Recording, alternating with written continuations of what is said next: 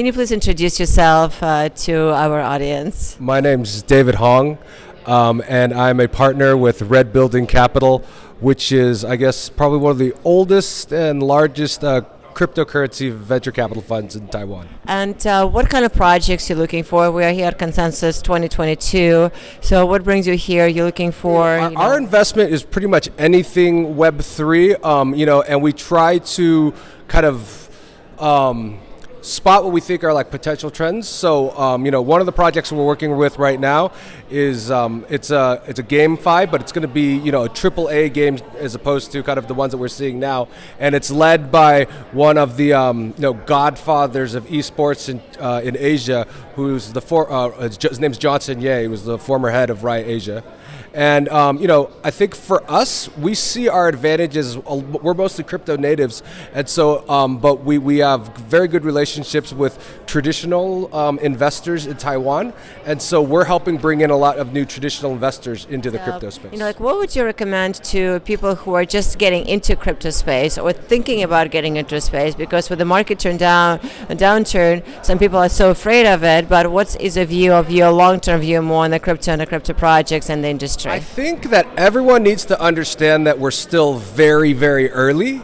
And I think that anyone who has kind of the problematic issues is with a very short time frame, right? So I recently got my mother-in-law to buy Bitcoin.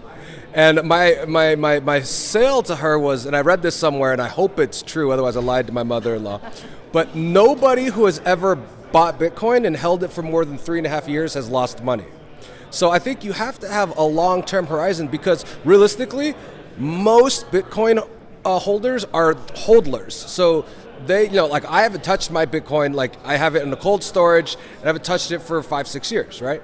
And I think there's a lot of people like me. And so the actual Bitcoin that's traded in the market the liquidity is very thin. So not very much could cause a drastic drop in Bitcoin. Like if we look at, let's say the Luna Foundation Guard selling their Bitcoin to protect the UST peg was primarily what caused this recent drop.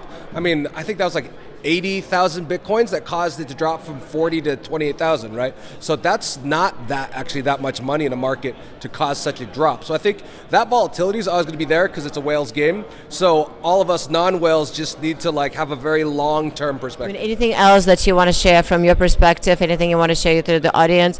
And also please say where they can find you, we can learn more information about RBC. Thank you so much. 100% agree. And we and don't regret about missing opportunities, because we're still early on and there's a lot more to coming on.